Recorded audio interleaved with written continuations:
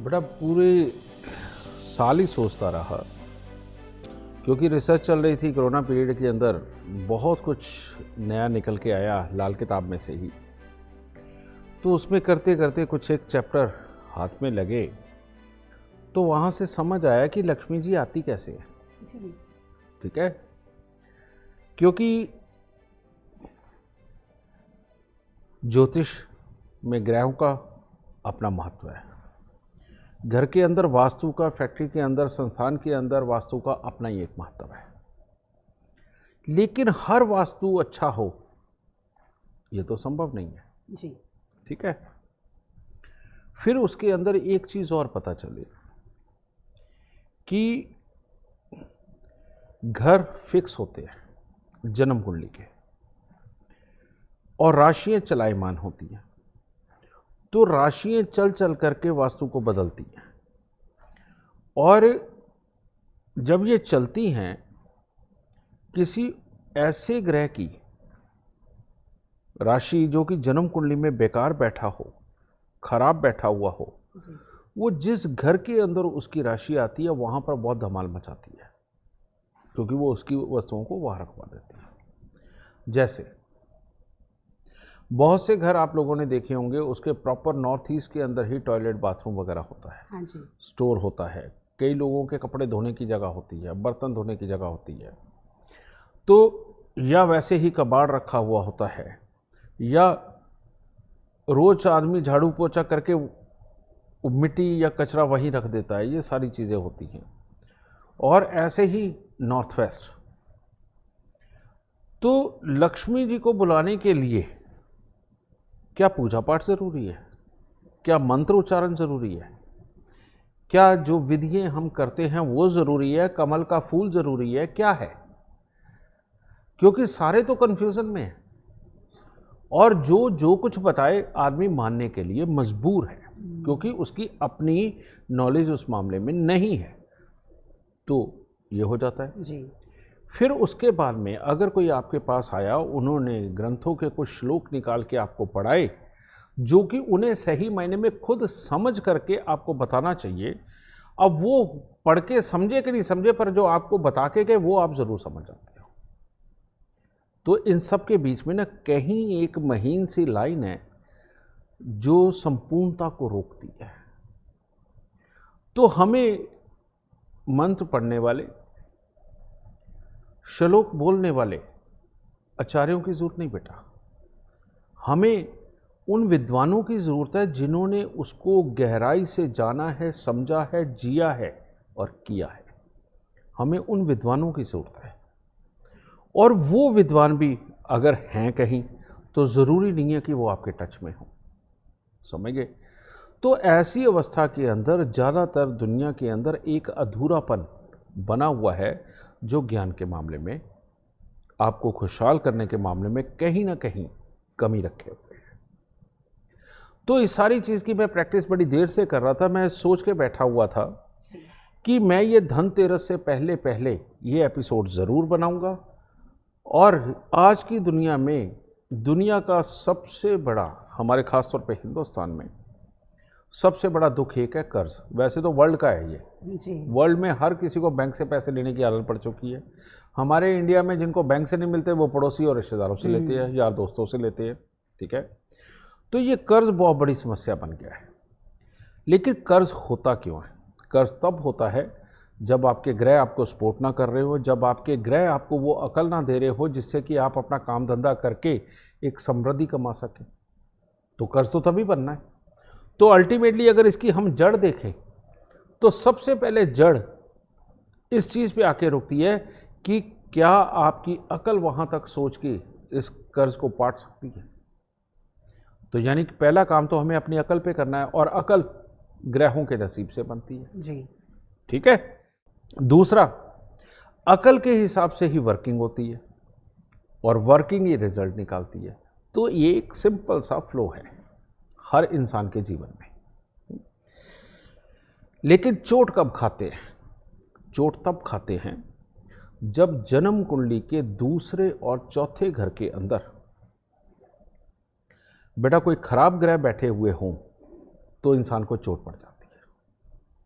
ठीक है, लेकिन ये जो आज मैं आप सबको बताऊंगा इसमें थोड़ी सी टेक्निकलिटी है, थोड़ा सा आपको टेक्निकल होना पड़ेगा, और जो मैं समझाऊंगा बहुत गौर से समझ के अगर उसी प्रकार आप इंप्लीमेंट करते हैं तो मेरा वादा है कि अगली धनतेरस तक आपके जीवन में बहुत बड़ी खुशहाली आएंगी। जी, समझ गए?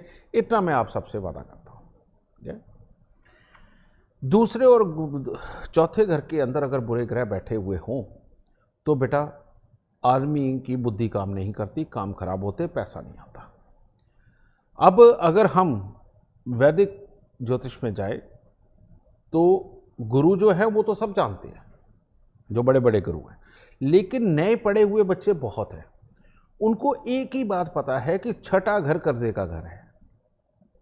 अब वहां ग्रह ना बैठा हो तो परेशान हो जाते हैं, और वहां बैठा हो तो परेशान हो जाते हैं। अपने हिसाब से तोल के उसको शुभ और अशुभ मान लेते हैं, तो वो छठे घर के ऊपर काम करते रहते हैं। ये दूसरी बहुत बड़ी गलती है। ग्रह छठे घर के अंदर जब बैठता है, अगर वो खराब हो तो बेटा कर्जा मिलता ही नहीं, तो कर्जा होएगा ही नहीं। जी, अच्छा, जितना अच्छा ग्रह छठे घर में बैठेगा उतना कर्ज बड़ा होता है। जैसे मुकेश अंबानी की कुंडली के अंदर छठे घर के अंदर ग्रह है, वो जितना चाहे कर्जा ले सकता था, उन्होंने लिया, दबा के बनाया, क्या दिक्कत है?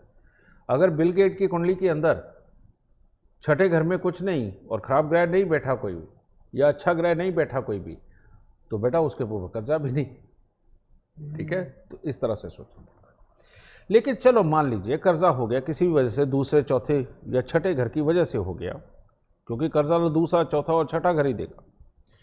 उतारता कौन है? कर्जे को उतारने के लिए आठवें घर के अंदर ग्रह होना बहुत जरूरी है। कर्जा उतारने के लिए जहां से अचानक पैसा आए, अचानक काम का पैसा आए, ज्यादा पैसा आए, वही तो कर्जा उतारेगा, और कौन उतारेगा? समझ गए? ये मैं खास तौर पे लाल किताब वालों को समझा रहा हूं कि अगर कर्जा उतारने का सोचना है तो ये अप्लाई करना पड़ेगा जी। ठीक है, अब आगे चलते हैं। जन्म कुंडली का दूसरा घर यानी कि उत्तर पश्चिम, ठीक है। जन्म कुंडली का चौथा घर यानी कि नॉर्थ ईस्ट यानी कि उत्तर पूर्व, और जन्म कुंडली का आठवां घर यानी कि आपके घर की दक्षिण की दीवार। तो पहले ये लिख के रख लो ताकि आपको बाद में प्रॉब्लम ना हो, और गौर से आप सुनिए मुझे। आप एस्ट्रो साइंस पे जाएं, एस्ट्रो साइंस ऐप पे डेट ऑफ बर्थ टाइम डालिए। मैं आपको वहाँ पढ़ने के लिए नहीं बोलने वाला, सिर्फ एक चैप्टर देखने के लिए बोलने वाला हूँ।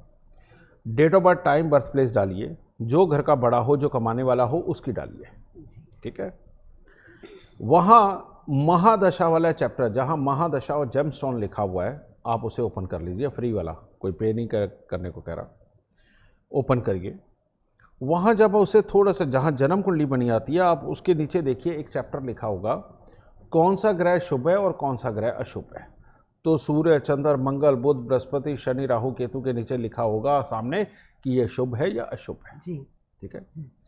अब आप देखिए कि जन्म कुंडली के दूसरे घर के अंदर जो ग्रह बैठा हुआ है वो शुभ है या अशुभ है, ठीक है। जो भी ग्रह अगर वहां शुभ है आपको कुछ नहीं करना, ठीक है, और अगर अशुभ है तो आप धनतेरस से उस ग्रह की वस्तुओं का दान शुरू करो, ठीक है।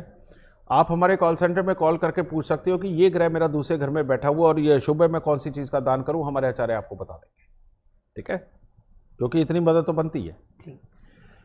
चौथा घर, अगर दूसरा घर खाली हो तो खुशी मनाइए, क्योंकि ये धनतेरस पे अब जो आप करने लगे हैं उससे बहुत कुछ मिलेगा, ठीक है।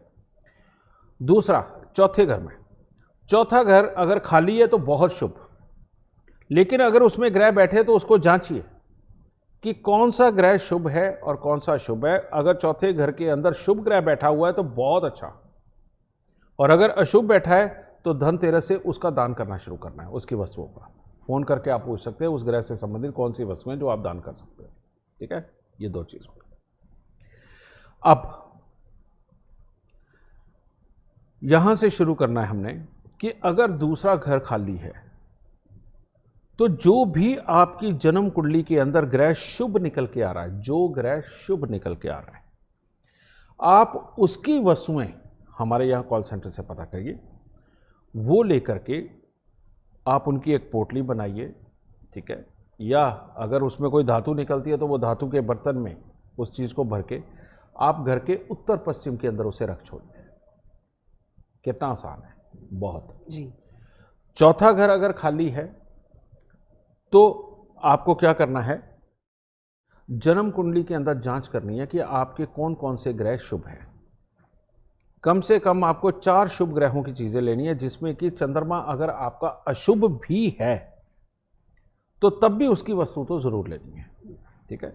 मैं एग्जाम्पल के तौर पे बताता हूं। मान लीजिए आपका सूर्य मंगल बृहस्पति चंद्र, मान लो सूर्य मंगल बृहस्पति आपके शुभ है, चंद्रमा शुभ है, कोई बात नहीं। आप क्या करो, एक तांबे की थाली लो, उसमें गुड़ और गेहूं भरो, और एक चांदी यानी कि चंद्रमा, चांदी का कोई भी बर्तन, कटोरी हो, गिलास हो, कुछ भी लीजिए, उसके अंदर हल्दी भर दीजिए, हल्दी की गांठें भर दीजिए, और वो उसी थाली के अंदर रख के घर के उत्तर पूर्व में उसको स्थापित कर दीजिए, बिल्कुल साफ करके वहाँ से जगह, ठीक है। अगर आपकी वहाँ टॉयलेट बाथरूम है और उसके पीछे कहीं स्पेस है तो आप उधर जाकर के, उसके पीछे जाकर के स्थापित करिए। बालकनी है तो बालकनी में जाकर स्थापित करिए, ऊपर कुछ ऐसा कर दीजिए कि वो भीगे नहीं, ठीक है, वहाँ स्थापित कीजिए। वहाँ स्थापित करने के बाद फिर आप लक्ष्मी जी की, कुबेर जी की जो भी आराधना करना चाहते हैं वहाँ बैठ के करवाइए। पंडित जी को बैठ के कहिए कि ये देखिए, ये इसमें हमने सूर्य मंगल बृहस्पति चंद्र की स्थापना करी है, तो आप इनके मंत्र पढ़ के यहाँ स्थापित कर दीजिए।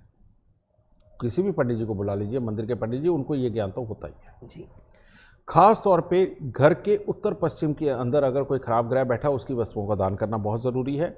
और प्लस वहाँ पर जो आपकी जन्म कुंडली के अंदर शुभ ग्रह बैठा हुआ है, उसकी वस्तुएं उत्तर पश्चिम में रख दीजिए। आपकी कुंडली के अंदर अगर 6 ग्रह शुभ है ना, तो 6 के 6 की वस्तुएं उठा के उत्तर पश्चिम में रख दीजिए, तो आपके पास 2 स्थान हो गए, एक उत्तर पश्चिम, एक उत्तर पूर्व, ठीक है, ये भी हो गया। कर्जा उतारने के लिए सूर्य मंगल चंद्र, सूर्य मंगल चंद्र या बृहस्पति, इनमें से एक का शुभ होना बहुत जरूरी है, किसी एक का। अगर इनमें से एक भी ग्रह आपकी जन्म कुंडली के अंदर शुभ है तो आप उसकी वस्तुएं उठा के घर की दक्षिण की दीवार के साथ में लगा करके रखें, और जिसकी आप वस्तुएं रख रहे हैं उस ग्रह से संबंधित उस भगवान का चित्र भी आप उस दीवार पर टांग दीजिए। जैसे सूर्य है तो विष्णु भगवान का, चंद्रमा है तो भोलेनाथ जी का, मंगल है तो हनुमान जी या गणपति जी का, ठीक है, और बुध है तो माता रानी का, बृहस्पति है तो फिर आप भोलेनाथ जी या अपने गुरु का चित्र टांग सकते हैं, ठीक है, और शुक्र है तो माँ लक्ष्मी का, शनि है तो बटुक भैरव, समझे, शनि है तो बटुक भैरव, ठीक है, और अगर राहु है तो बेटा काल भैरव यानी कि भैरव जी की फिर आती है, और अगर केतु है तो गणपति जी आ गए, ये आप चित्र टांग सकते हैं। तो इस प्रकार से उधर वो आपने ये टांगना है। अब आपके पास 3 स्थान हो गए, उत्तर पश्चिम, उत्तर पूर्व और दक्षिण। इन तीनों जगह के लिए आपको आज मैंने इसीलिए ये बनाया है ताकि आपके पास कल और परसों का पूरा दिन है, ताकि आप इस पूरी विधा को समझ सके। नहीं तो हमारे यहाँ आप संस्थान पे आइए, आचार्यों से समझ के जाइए, आपको पता चलेगा। ये करना है। ये करने के बाद में ऐप पे आप नोट करिए, डेट ऑफ बर्थ टाइम डाल के महादशा वाला और जेमस्टोन वाला चैप्टर है, उसके अंदर ग्रहों का शुभ अशुभ ब्यौरा दिया वो। तो अगर आप कुछ नहीं करना चाहते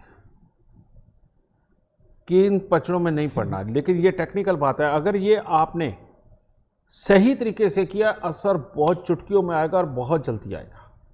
लेकिन अगर फिर भी कुछ नहीं करना चाहते तो आप इतना कर सकते हैं कि उत्तर पश्चिम में तो आपको शुभ ग्रह देख के उसकी वस्तुएं रखनी है, और दक्षिण दिशा के अंदर शुभ ग्रह देख के उसकी वस्तुएं, देवता और उसकी वस्तुएं रखनी। लेकिन उत्तर पूर्व में आप एक तांबे की बड़ी थाली लीजिए, उसके अंदर गेहूं और गुड़ भरिए, ठीक है, और चांदी के कोई भी एक बर्तन लेके उसको हल्दी से भर दीजिए और उसको उत्तर पूर्व में स्थापित कर दीजिए। अब आपके पास 3 स्थान है, उत्तर पश्चिम, उत्तर पूर्व, दक्षिण की दीवार। तो धनतेरस के दिन दिया आप जलाते ही हैं, समझ गए, और आपको पता तेल का दिया जलाना है, तो वो आप जलाइए, वो आप सबको व्यवस्था पता है। तो अब आप वो दिया जलाइए, ताजे ताजे फूल मंगवाइए, इन्हीं तीनों साइडों के ऊपर खास तौर पे इनके साथ में फूल रखने हैं, समझे। पूजा का माहौल बनाना है, एक पंडित जी को बुलाकर इनकी प्राण प्रतिष्ठा यानी कि इनके ग्रहों को आवाहन करवा दीजिए, समझे, और उनकी पूजा करवाइए। अब आप मानिए कि यही तीनों स्थान मां लक्ष्मी के हैं, समझ गए। अब आपको यह मानना पड़ेगा कि ये तीनों ही स्थान मां लक्ष्मी के हैं। तो आपने बारी बारी से पूजन बेशक उत्तर पूर्व में बैठ के करिए, लेकिन उसके बाद में जो पूर्ण होती, जो समाप्ति जी, उसके वक्त में आपको बहुत श्रद्धापूर्वक उत्तर पश्चिम, उत्तर पूर्व में तो आप मेन कर ही रहे हो, और दक्षिण में वहाँ पर भी आरती का अंश जाना चाहिए, वहाँ पर भी आपने माथा टेकना है, उसको पवित्र करना है, और इन तीनों तरफ दीपक जरूर जलाना है जो परमात्मा का होगा। आप चाहे उसे कुबेर जी के नाम से जलाइए, चाहे मां लक्ष्मी के नाम से जलाइए। अब ये जो 3 स्थान आपने अपने घर में बनाए हैं जी, अगले 1.25 महीने तक यानी कि 41-43 दिन तक इन वस्तुओं को वहीं रखना है, हटाना नहीं, ठीक है। उसके बाद में जब ये 1.25 महीना हो, वहाँ पर बकायदा इनका एक काउंटर, एक अच्छी चीज़ बनवाओ, वहाँ रखवाओ, और इनको परमानेंट स्थापित कर दो इन तीनों जगहों। और जब भी आप घर में धूप बत्ती करते हैं तो तीनों हिस्सों का धूप बत्ती जरूर होना चाहिए। एक बार आप ये करके देखिए, इसके अंदर ना आपको बाहर से कहीं कुछ लेना है, ना कुछ और देना है, कुछ नहीं करना, लेकिन इससे आपको बहुत बहुत बहुत लाभ होंगे। लेकिन इसमें जो सबसे मेजर फैक्टर है वो ये है कि दूसरे और चौथे घर के अंदर जो ग्रह अशुभ बैठे हुए हैं आपकी जन्म कुंडली के अंदर, वो आपको ऐप में जाकर के देख रहे हैं महादशा वाले चैप्टर में, उन ग्रहों की वस्तुओं का दान जरूर जरूर करना है, इसको नहीं भूलना आपने। आप ये करके देखिए, अगले साल आप स्वयं ये वाला नुस्खा अपने रिश्तेदारों को, अपने पड़ोसियों को, अपने जानकारों को बताते फिरेंगे, क्योंकि इसका असर आप देख चुके होंगे।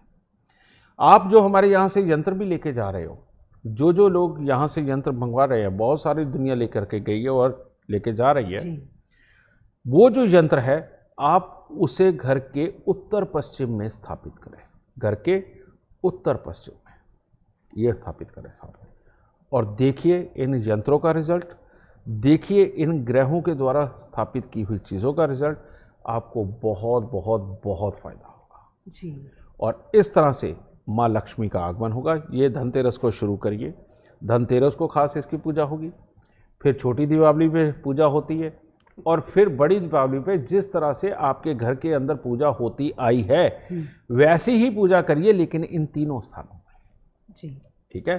तो बेटा इसे करके देखिए, आपको रियलिटी में इस उपाय में पूरा मज़ा आ जाएगा, इस स्थापना में पूरा मज़ा आएगा, और आप ये वाकई अपने मुंह से कहेंगे कि गुरुजी ने जो बताया था उसके अनुसार वाकई धनतेरस से माँ लक्ष्मी ने कृपा करी और आपके घर पर भर भर के आई। तो करिए और अपने कर्जे उतारिए और खुशी से सुख रहिए।